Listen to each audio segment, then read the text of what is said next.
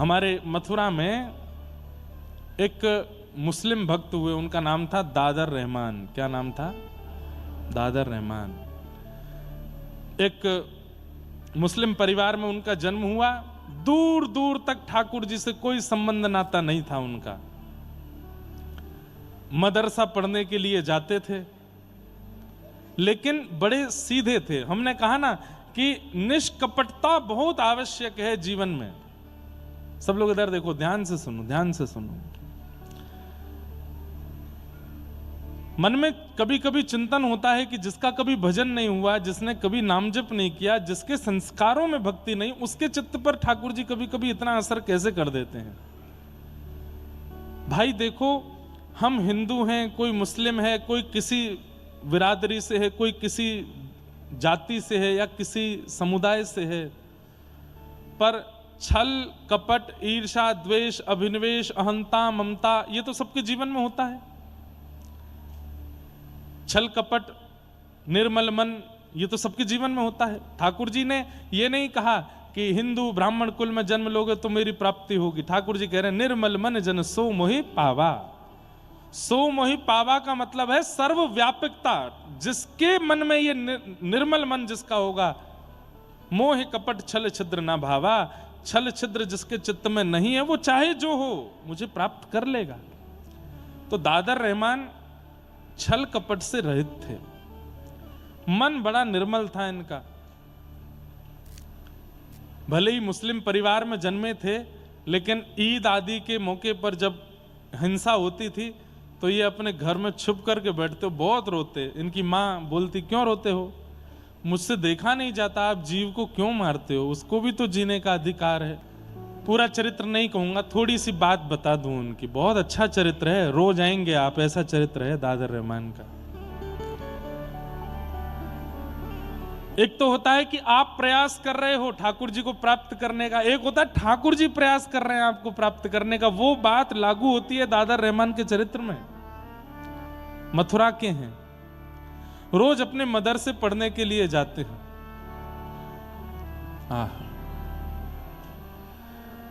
तो जो मदरसा जाने का रास्ता था, उस रास्ते में एक मंदिर पड़ता था, पर मंदिर के बाहर एक लकड़ी की एक आड़ जैसी थी, ताकि चलते फिरते लोगों को सीधे ठाकुर जी का दर्शन ना हो।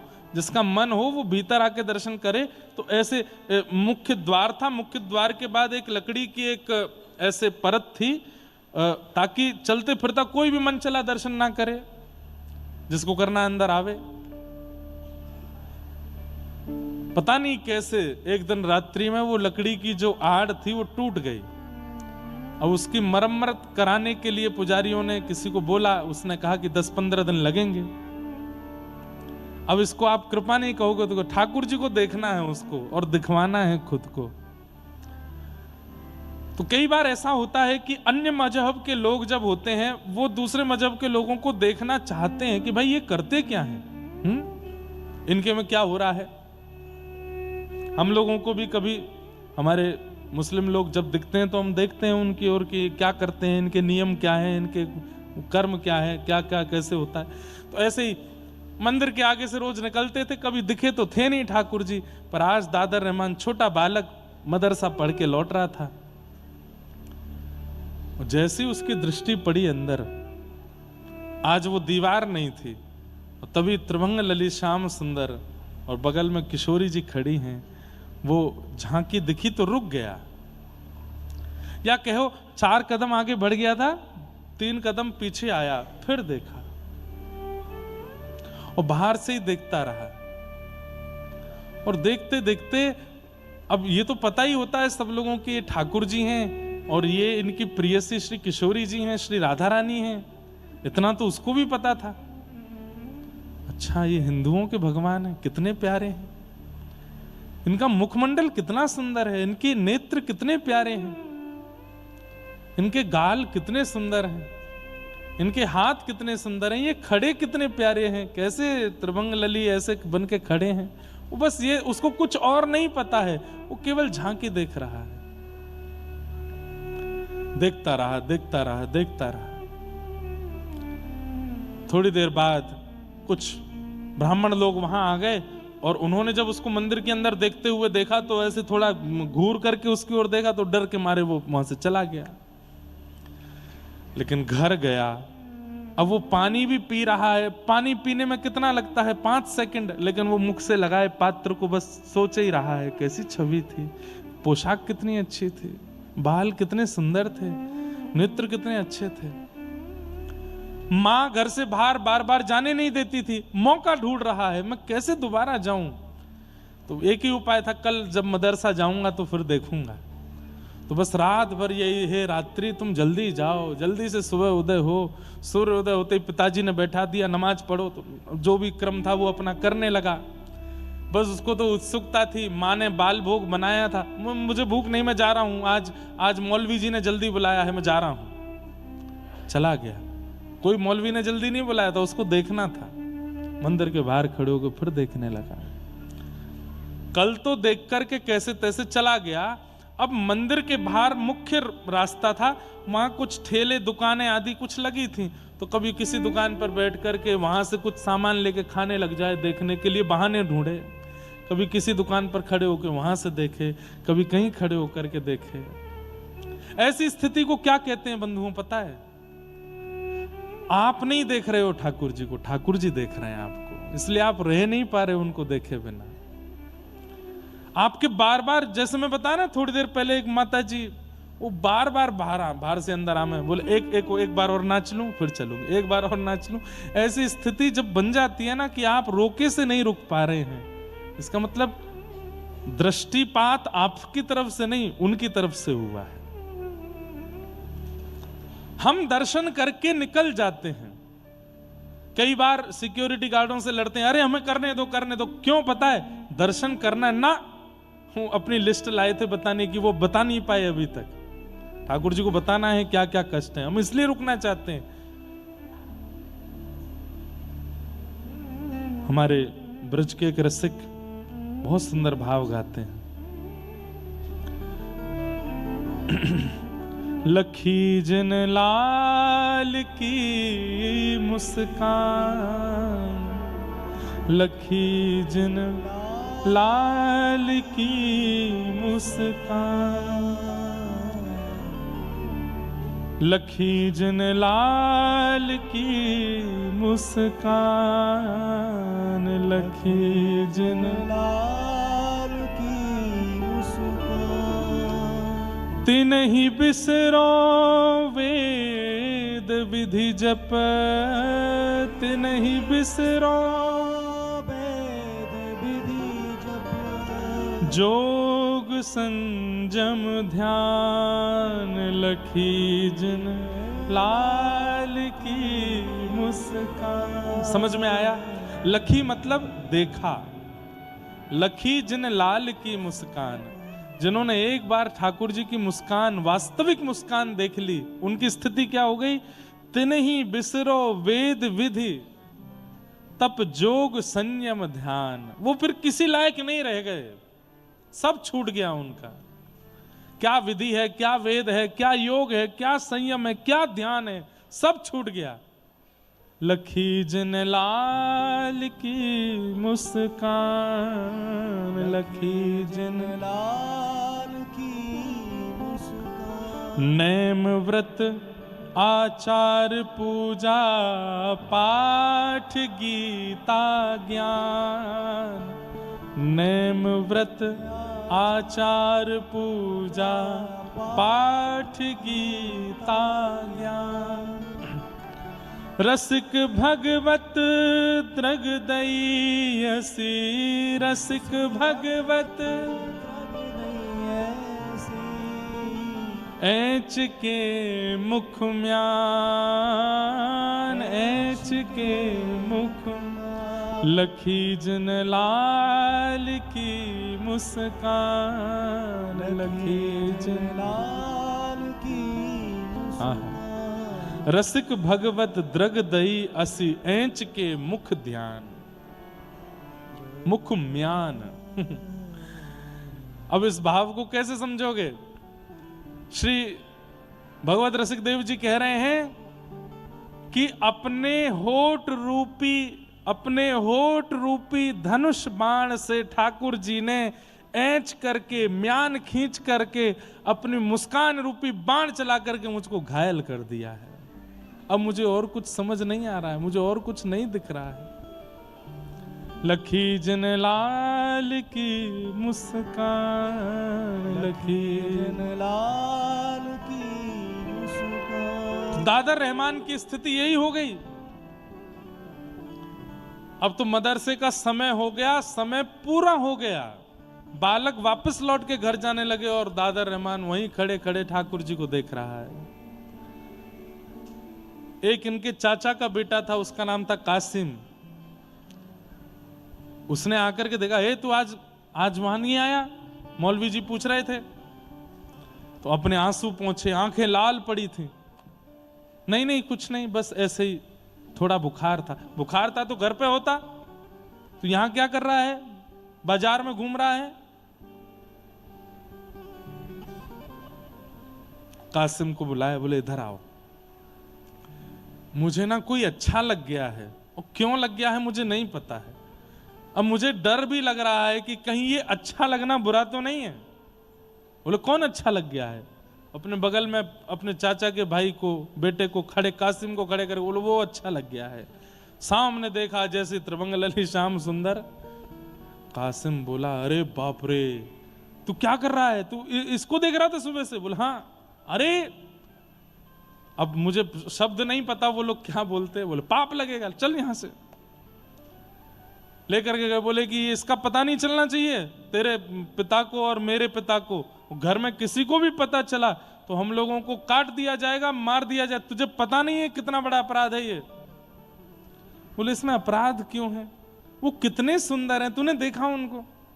उनके मुख देखे, उनके गाल देखे, नेत्र देखे, कितने सुंदर हैं। और उनकी जो प्रियसी राधा रानी, उनकी तो मैं क्या कहूं, वो कितनी सुंदर थी। ये सुंदर हैं तो ये देखने में क्या अपराध हो सकता है? कासिम बोला, देख खबरदार, तू खुद कुछ कर रहा है अपराध, मुझसे भी करवाएगा। नहीं करना, नहीं देखना, मैं घर पे नहीं बताऊंगा, लेकिन कल से मत करना ये सब। कासिम को कुछ खाने के लिए कुछ चीज अच्छी लगती थी बाजार की, तो दादर रहमान वो खरीद लाया। अपने चचेरे भाई को वो सामग्री दी खाने की, खुश हो गया। अरे वाह, तू मेरे लिए लाया? बोले कि मैं तुझे एक शर्त पे दूंगा। बोले क्या? मुझको देखने दिया कर, घर पे किसी को पता चलना नहीं चाहिए। मैं पढ़ने नहीं जाऊंगा मदरसे में, मुझे बस उनको देखना है, तू घर पे नहीं बता। तो बोला नहीं ये नहीं होगा। बोले देख, आज 1 दे रहा हूं, कल 2 सामग्री दूंगा, परसों 4 दूंगा, तुझे रोज खिलाऊंगा, घर पे नहीं बताना। कैसी अद्भुत लीला है। तो कासिम घर पे ना पता चले इसकी पूरी व्यवस्था करता था। वहां जाके मौलवी जी को रोज बोल देता था, वो तो बीमार पड़ा है, उसको तो कुछ पेट में दिक्कत हो गई है, उसको ऐसा हो गया है, वैसा हो गया है, इसलिए वो नहीं आ रहा है। 4-5 दिन निकलने के बाद कासिम बोले, देख आज मौलवी जी कह रहे थे अगर दादर नहीं आया तो मैं उसके घर जाके देख के आऊंगा उसको, भाई क्यों नहीं आता है वो। तो दादर रहमान दूसरे दिन चला गया पढ़ने। 4-5 दिन बाद तो मौलवी जी ने बैठाया, बोले कहाँ था तू, क्या था, क्या कर रहा था? तो सब उसने झूठ वूठ बोल के किया। अचानक से उसने पूछ लिया, बोले मौलवी जी एक बात बताइए। बोले क्या? एक काफिरों के भगवान को अगर देख लेते हैं तो उससे कुछ होता है क्या? तो मौलवी जी बोले ऐसा क्यों पूछते हो तुम, देखा है क्या तुमने? नहीं मैंने देखा नहीं, बस पूछ रहा हूं। हम मथुरा में रहते हैं, यहाँ चारों तरफ उनके मंदिर हैं, कभी दिख जाए तो, वो दिख जाए तो।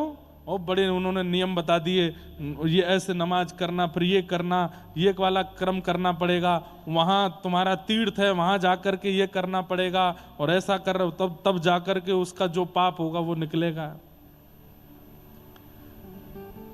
दादर रहमान बोला बहुत कठिन है, नहीं करना मुझे। मैं देखने में ही राजी हूं, ज्यादा से ज्यादा पाप ही लगेगा, मरने के बाद जहन्नुम में जाना पड़ेगा। बोले मरने के बाद ही तो जाएंगे, जब तक जीवित हूं तब तक देख लेता हूं, जहन्नुम ही तो जाना पड़ेगा, देखना नहीं छोड़ पाऊंगा।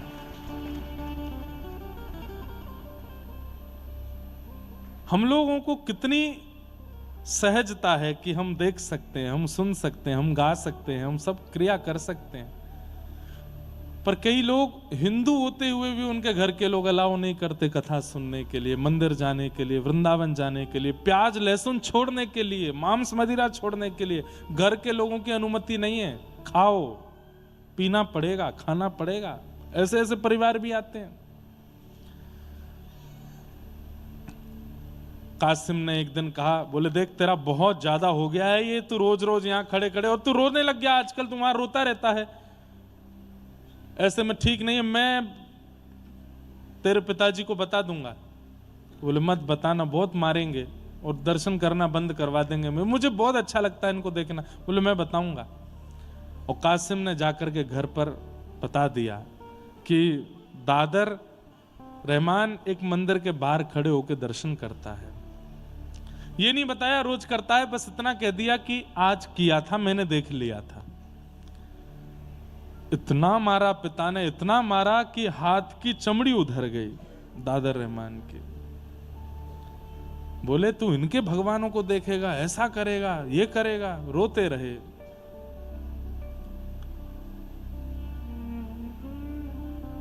घर में बंद कर दिया।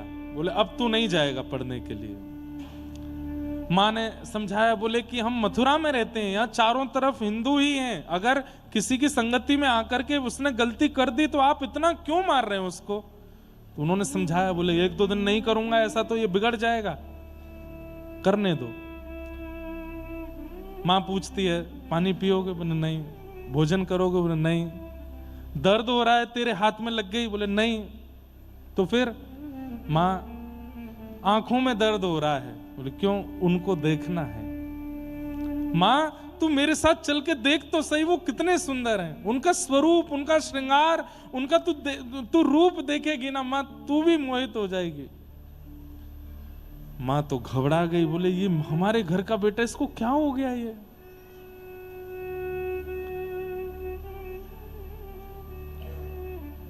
दो चार 10 दिन तक दर्शन नहीं करने दिए, घर से बाहर नहीं जाने दिए। तो दादा रहमान को लगा अब मुझे नाटक करना पड़ेगा, तभी मैं घर से निकल पाऊंगा। तो एक दिन सुबह उठ के नमाज अदा करने लगे। पिताजी को लगा कि नहीं सुधर गया। पिताजी से जाके बोले पिताजी आज के बाद नहीं करूंगा, मुझसे गलती हो गई और मैं अब पूर्ण तरह जो हम लोगों का है उसका ध्यान रखूंगा। बोले हाँ बस यही बात, अब तुम मदरसा जाओ। मदरसा जाता है और जैसे जैसे वो मंदिर समीप आता है मन में बस स्थिति होती है और दूर से ही बोलता आ रहा है। वो नाम भी नहीं जानता ठाकुर जी का, वो बस ये जानता हिंदुओं के देवता। ए हिंदुओं के देवता, मैं तुमसे प्रार्थना करता हूं, मार्ग यही है, मुझे निकलना पड़ेगा सामने से। आज मुझे 2-4 दिन मदरसा जाने दो, मुझको रोकना नहीं, पर मैं एक बार तुमको देखूंगा। मुझे पकड़ नहीं लेना, मुझे जाने देना, पर मैं देखूंगा जरूर। और प्रार्थना भी कर रहा है, मुझे रोकना नहीं। पूरे दिन खड़ा कर लेते हो सामने।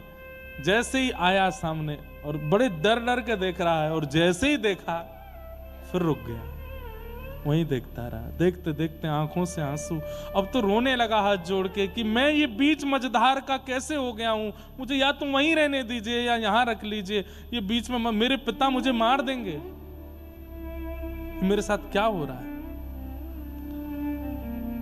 पिता को पता चला था कि आज गया है पढ़ने के लिए, तो पीछे से देखने के लिए गए मौलवी से बात करने के, तो रास्ते में ही दिख गया। और जब उस स्थिति में देखा तो सोचो, पहले पता चलने पर जब खाल उधेड़ दी थी तो अब क्या किया होगा। इतना बुरा बर्ताव किया, इतना मारा कि बस प्राण नहीं निकले।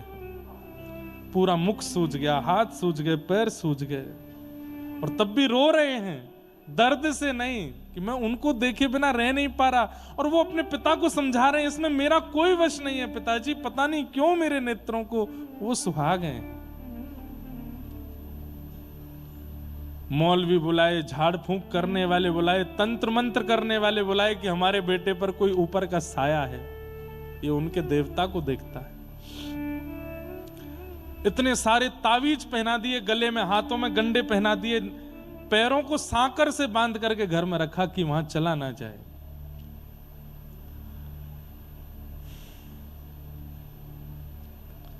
लगन लगी घनश्याम की जाए, लगन लगी घनश्याम की।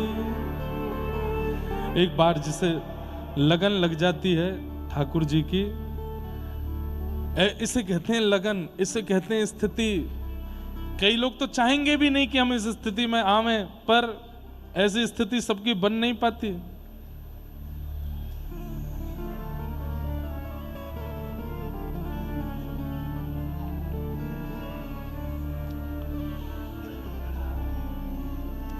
लगन लगी घनश्याम की जाए, लगन लगी घनश्याम की। स्थिति कैसी हो जाती है? धरत कहूँ पग परत है कितहूँ, धरत कहूँ पग परत है कितहूँ, भूल जाए सुध धाम की।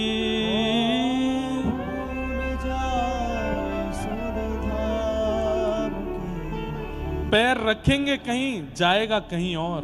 धरत धरत कहूँ पग परत है कितहूँ, भूल जाए सुध धाम की।